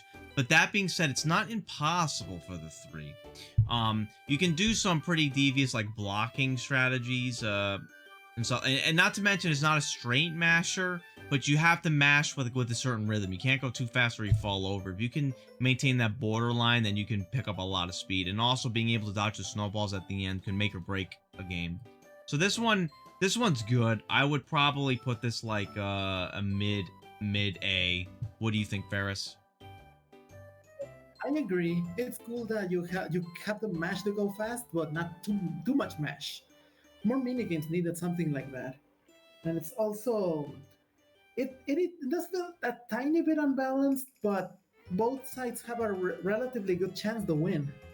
And I like how when the 3 players reach each of the checkpoints, they toss the fish around, and like the actual relay part of the mini game. It's just a tiny detail that I like about it. It's just kind of a goofy racing game. And it's cool. I would say A. All right. What do you think, Lee? Sorry, my internet was a little funky because I opened a new tab. This is Filet Relay. Yeah, the fish one. This one's kind of neat. The presentation's very goofy. I like it for that. Getting denied by the enemy team is not fun, but it's kind of cool. I'll put it in B. All right. So after that would be Arch Rival.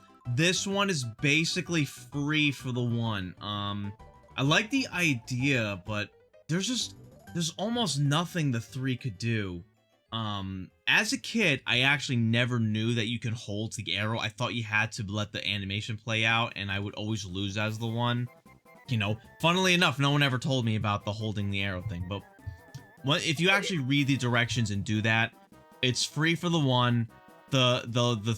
It's free for the 1, and the 3 go left and right. Little agency, and the two AI panels block you. So I'll probably put this one in D, like right around the same as Shock Drop and Roll, because it's very unbalanced and not quite enjoyable for the for the 3. What do you think, Ferris?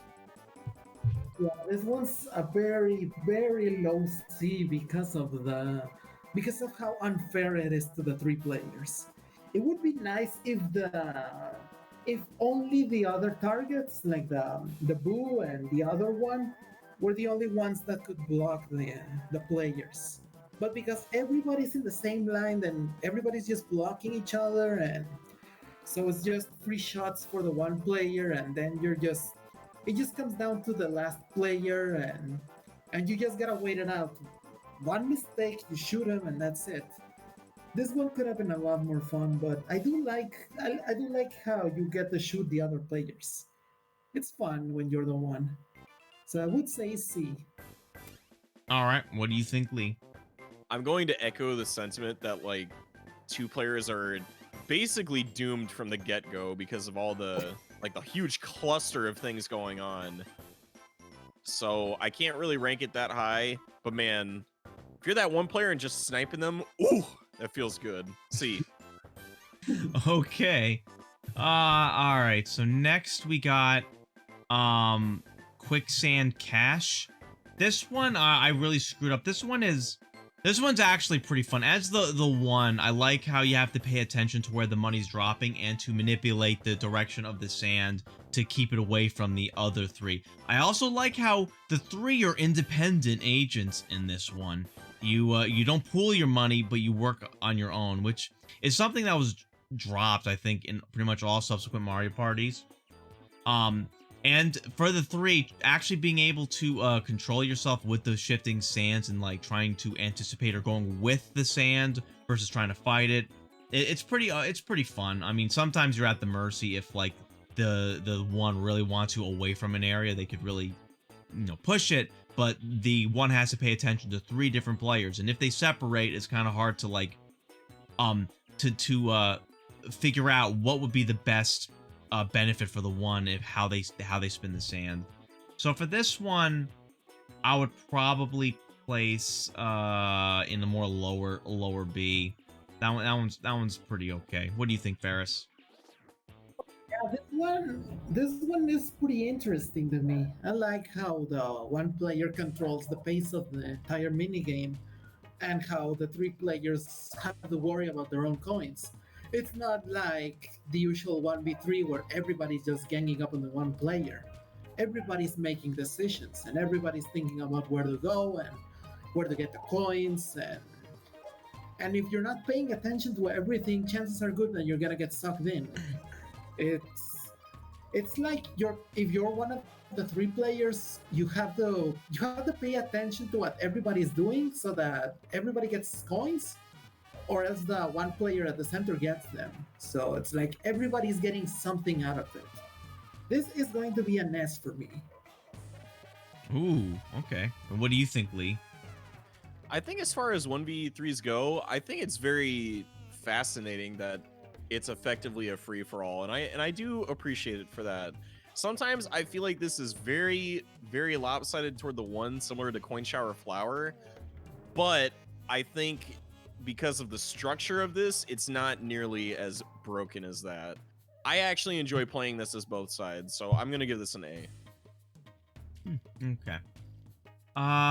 Let's see what else we got. We got the last one, which is Rainbow Run, which is marginally better than frickin' the one from Mario Party 1. However, I still think this one is overly long, and as the one, it's usually free for the one. However, as we found out, you can delay the one. It's frustrating when you get shot repeatedly because you have no real means to dodge. It's just hoping everyone else doesn't aim properly, and it does help the 3 out where they don't actually control where they go. They just have to concentrate on their aim. So I would still put this as an F. It's slightly better than the first one, but not by a whole lot, and it's still a slog and takes forever. What do you think, Ferris? Yeah, this is, it's either the lowest D or a straight up F, because it's just not that fun. Like if you're one of the 3 players, you're trying to move around, trying to aim, and you shoot the other player, and on the rare chance that you actually hit them, they just take a seat for like 2 seconds. Like, you don't even knock them around much. You just stop them for a bit. It feels less like you're trying to shoot them off the rainbow and more like you're just boring them. If you're the one player, then you just hold up and maybe tilt around a little bit and hope you can make it before the time runs out. I know that it's a mini game where there are 3 people shooting at you, but somehow they made that boring. So that's probably going to be an F. All right, then. What do you think, Lee? I'm gonna also put this in F. I understand the point of it. It functions as intended, but man, I think I'd rather watch paint dry because I just don't like it. Yeah, it's quite dull. Yeah. All right, so next, to, use the restroom before the end of this. All right, yeah, All right, cool. Yeah. Feel free to take your time talking about the next few or the next one. Oh, sure. All right, well, so we got the battle mini games. I guess He's away. Let me see. Can I make this look a little better?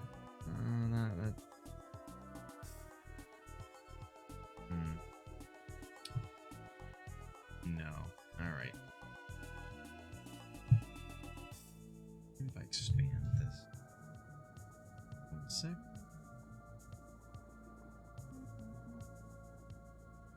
Okay.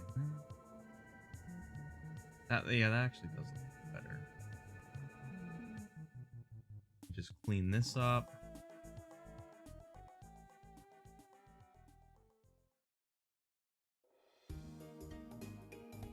All right, yeah, things are actually more visible now. I probably should have done that a while ago. All right, so anyway, the first one we got here, the first battle minigame, which the concept of battle minigames first in Mario Party 2, and I love the idea. Way better than the one-player minigames, which are pretty lame. So the first one we got is Grab Bag, which was in Mario Party 1, but as a coin minigame. I think this works better as a battle minigame, but I still find it kind of frustrating, and it's also kind of unbalanced due to the fact that one player starts with the gold mushroom, which is just not really fair. And I never get a good handle on the controls. I don't feel satisfied when I get grabbed and people get a mushroom from me. Then randomly when I grab people, I don't get a mushroom from them. So I'll probably place this as like an upper D. Yeah, an upper D, just because of the frustration factor. What would you think, Ferris? Grab back. Look how they massacred my boy. This was one of my favorites in Mario Party 1. I liked it so much because you could, like, you go in with your own coins, and going into the minigame, you can see who you want to go for. How you go with that. Like, you see somebody who has a lot of coins, you can go right at them and try to steal their coins, or you can go for somebody else. And yeah, the decision factor. Exactly, it's a decision factor because you know who you're going for. Like the context surrounding the minigame. It's the kind the grab bag from Mario Party 1 reminded me that these aren't just minigames. You're also competing in a board. And it's that synergy that makes Mario Party so fun to me. And this one just threw it all away. Because not only are you just grabbing people for the mushrooms that might matter or not, because, well, somebody gets the gold one for no reason.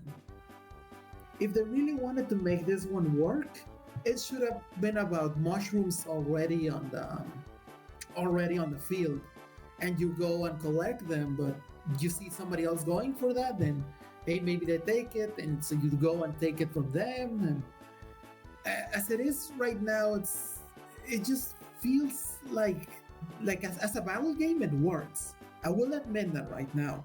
It works better as a battle minigame. But if you were actually putting your coins on the line, or if at least you knew something, like you had some kind of stakes, so you could make these decisions, it would have still been as fun as I remember it. As it is right now, it's a D. I don't know what they did to this one. All right, is Elise I think that's still... actually a really good point you present with like the, I guess like the tangibility and synergy of seeing your coins that you kind of like have currently on like the board for that. So I think that's a point that I hadn't even considered for it. I like this minigame a lot. I think mechanically it's very fun. I like that it's very frantic, where you just gotta be like, yo, give me that bag, and you just shake them like crazy. I want to give this an S tier because it's a very, I just find it very fun at like a core level. All right then. So next we got bumper balloon cars. This one, I think it has the same awkward controls as with that coin one, but I think it's, deliberately awkward, and we're all on an even playing field. Like, if you see someone, when they bump up against another person, you can try to, like, catch them off guard. This one's, like, a pretty good, like, arena survival, even if it can be frustrating at times. I would, where would I place this? I would probably, I would probably place it like right up with the coin one, and maybe a little like upper. You know what? Lower B for that one. I think it's like a good arena survival. What do you think, Ferris? Yeah, this one's definitely one of my favorites. I would say this is a little bit better than the coin one. It uses the same tank controls, but as a battle minigame that gives you the controls, you can decide who you want to go for. And I like the decision making. It can feel a little weird, as we saw when we were playing that game today, when you just ram into somebody and you turn them around. It can encourage being a little overly aggressive, but it does have some decisions, and I think that makes it interesting. So that's going to be an A.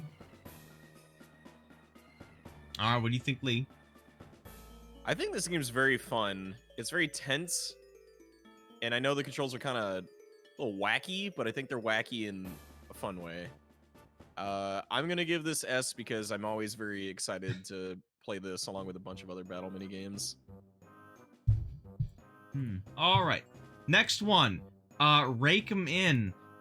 This one I just find really frustrating. Like the hitboxes on the mushrooms, like how much it takes to actually get these freaking mushrooms, and sometimes the gold mushroom will be placed more favorably towards another player early on if they can capitalize on that.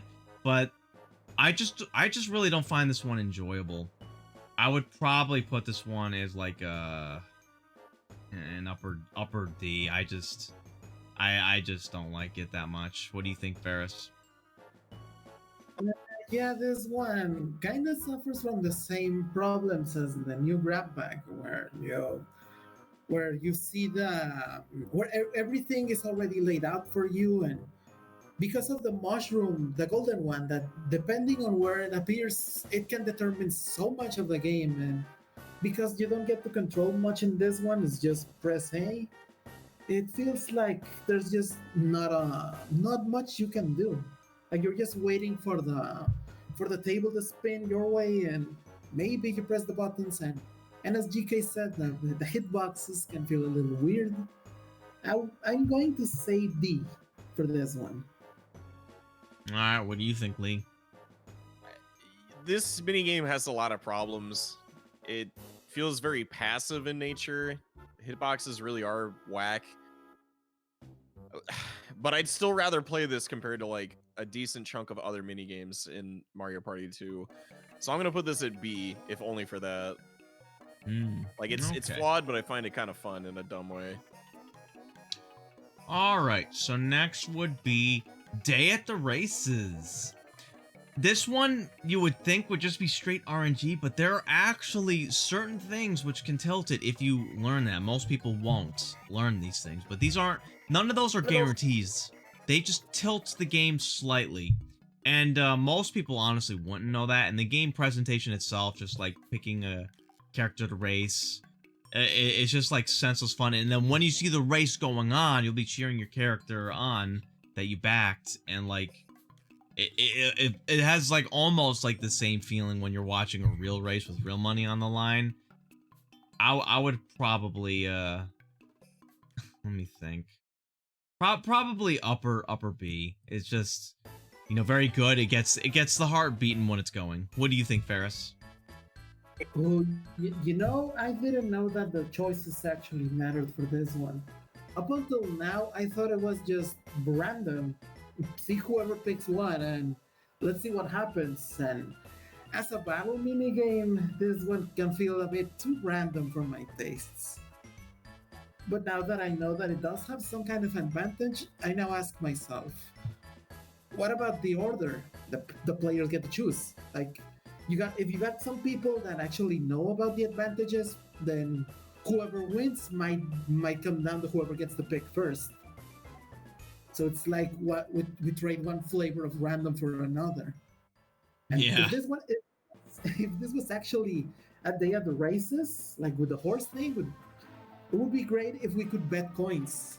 If this was like an event at a board or something like that. That would be a good idea. Yeah. See, it's as a battle minigame where everything is already on the line. Everything's just done for you, then you just choose. So I'm not sure if this is a D or an F. It might be a C, depending on how the other ones turned out, but I just don't like it as much as I could have. Well, what do you think, Lee? I think I actively dislike this game even more now that you told me there were things that separate each of the guys from each other. Because I thought it was pure randomness, which I would have been okay with. But the fact that, like, 1% of the player base is going to know that there's an actual tangible advantage is kind of very arbitrary, and I don't like that. But I like the experience, but it's flawed, so F. Yeah, I would consider it to that one in Mario Party. I don't remember if it was like 5 or 6, where you have to choose a flying machine, and it has like names, which like the so-so machine or the fantastic machine. It doesn't mean you're gonna win. It just will tilt the odds, and basically, the more energetic the character is, the more likely you're going to the more likely you'll have like some favorable odds. But yeah, it is there for sure. But anyway, next would be Facelift. This actually makes the stakes. It takes a really good mini game from 1. They brought it back with more characters, more like options for the the facelift. But now you add heavy stakes to the battle minigame. Now you'll be like second guessing yourself. Are those eyebrows just right? Is the brim of the hat just right? It adds like an extra layer of paranoia that I actually rather like. So I'll probably put this one in A, just for like, for one, the game itself is good, but it added good stakes to it too. What do you think, Barris? Oh yeah, this is easily my favorite battle minigame. Not only do I have nostalgia for it from all the way back in Mario 64 and Mario Party 1, and now it's here again. And as a battle minigame, it does have better stakes. But I always liked how goofy it was. So you just grab things from the face and pull them around. And I don't know how many variations of that are in this one, but I always found that fun. Like among the battle options, I'm happiest with this one. I'm going to put this one as an S game. All right. Now, what do you think, Lee? I think this minigame's great. The subtleties of it are very apparent in some aspects, and I do also appreciate how exaggerated the face can be. But trying to get that perfect lineup of everything, oh man, that will never stop being awesome. So A tier. All right. So next we got Crazy Cutters. This one was a very lame game from Mario Party 1, but now you take a lame game that has questionable scoring accuracy, you add stakes to that, and that just makes it even more frustrating, I think. I would probably... I do appreciate the level of concentration, like as I said with the first round, that you need to have, but the controls are pretty janky. I'm sure that thing that happened to you, Lee, was quite something. I would probably, because they increase the stakes, and then you feel cheated, I would probably bump this down to D. As a result, it would work better as a 4-player game instead of a battle. What do you think, Ferris?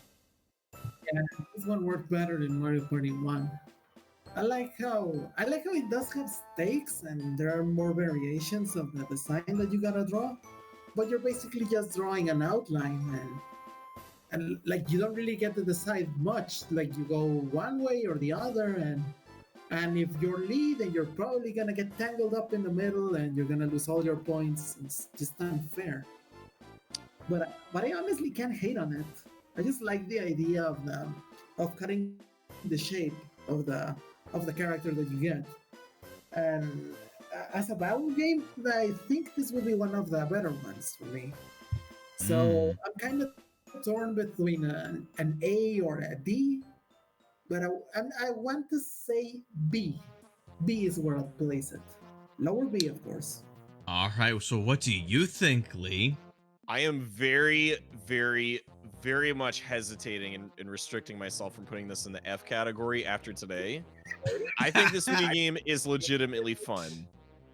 I like it.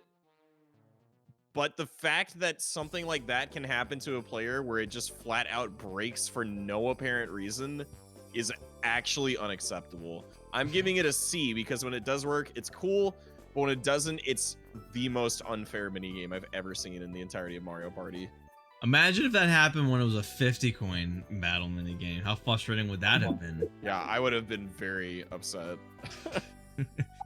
Oh boy. All right, we're on the home stretch. So next one we got Hot Bomb. This one actually is a big step up, turning into a survival instead of a one player screws it up. One player gets screwed over. It also adds the fact that you have to catch, which means you actually have to pay attention to when it gets thrown at you. The first in Mario Party 1, it was senseless. You just basically mash the A button. That's basically what that turned into. But I still found it was fun in Mario Party 1 as well. So I would where would I place this? I would probably place this in, you know, lower A, because I think this one's like a good hot potato concept. What do you think, Ferris? Yeah, this one is so much better now. It works much better as a battle minigame, and just having to catch the bomb when it's thrown at you makes it way more interesting. And because you keep playing it until only one player remains, and it feels more exciting that way. Like you could keep throwing the bomb between 2-3 players, and when it's about to blow, you suddenly throw it to someone who's not paying attention, and boom, they're dead. And it's not quite the same when it's down to 2 players, but it does feel pretty exciting for a battle minigame, and I think that's exactly what they should be going for. So that's going to be an A for me. High A, Okay. by the way. Okay. Now, what do you think, Lee? I think Hot Bomb is like, so the best way I can put this, at least for me, is that if Hexagon Heat is like the quintessential like traditional 4-player minigame, I view Hot Bomb as like the quintessential battle minigame, because it's like, it's everything I expect out of a battle game in terms of like ruthlessness, along with comedy. So I'm gonna give it an S tier. Okay then. So now we have, I think another easy S, Bowser's Big Blast. You got to appreciate the height of skill that is this game. Iconic as hell. And it's just really good. Well, I think that's all that needs to be said. What do you think, Ferris? I think it is pretty comical, and it's the height of skill, and it's very tense when everybody's playing it, and like you pull the switch and I don't know, did it explode or not? That's like, it keeps you guessing all the way to the end, and it's very exciting, and I think it does deserve its respect. B. So unlike Day at the Races, this game is the true definition of random. I appreciate it for that, because I don't have to worry about hidden mechanics or anything else. It's just, if you win, you win. If you lose, you lose. S tier. Yeah, the so long as you don't know about the hidden mechanic, wink wink. See, the secret is green is always safe. No. All right. Do we want to talk about the item minigames? They're not on the list, and they are pretty simplistic. Honestly, I don't even know if it's really worth it. Or the dual minigames. The dual minigames are okay. What do you guys think about that, though? I don't know. They would probably like have to be judged on their own. enough. I mean, I don't know. They're very simple for what they are. I'm glad they switched to actual minigames for the later Mario Party games. This one feels like map, like board events. That's not how you should have handled duels in it. If it's supposed to be high stakes, it should be a minigame. Yeah, the fact that they're board specific, which means I bet like there's circumstances where if you're with a group of friends and you know you're good at one specific duel minigame, you will want to play that board partially to get like a better chance at that. Like, I think one of them was mashing related. I would probably enjoy that. That's great. That's awesome. Yeah. But yeah, the dual mini games are when they're actual real mini games are good. The item mini games, they actually got phased out later on. Only 2 and 3 have item mini games, so they phased those out. I guess it did sort of slow the game down a bit. So they were just strictly shops and free on the board. And they were always like very simple for what they were. Nothing super notable about them. It is also annoying that the item mini games in this are board specific. That really limits it, particularly like if you're with a group of people and you don't like a particular board, then you'll go without playing that particular minigame for a bit.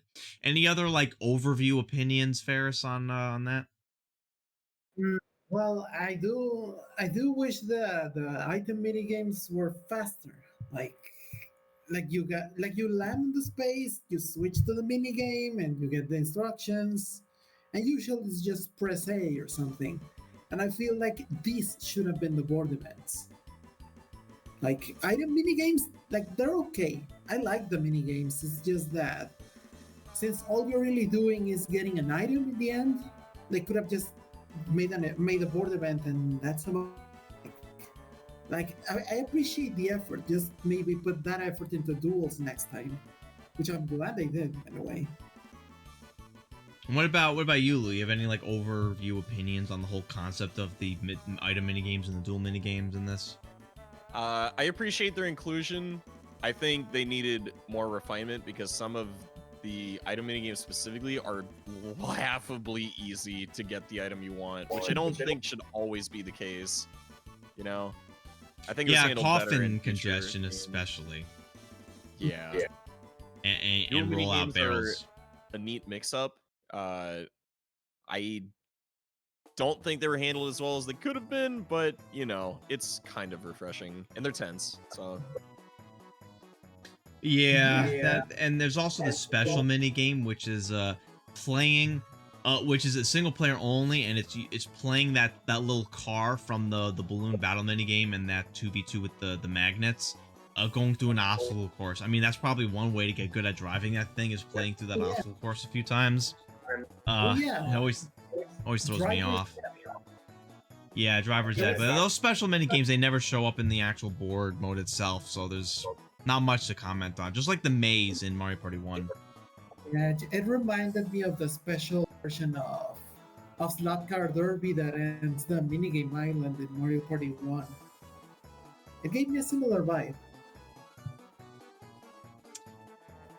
Oh yeah, I know. I wonder if I should like play through the single player modes on these. I don't know. I let my speedrun attempt of Mario 64 slip past me. I gotta try to get back on that, and then maybe after I might consider Mario Party speedruns. Even if being at the mercy of RNG can seem kind of frustrating, but nature of the game, I guess.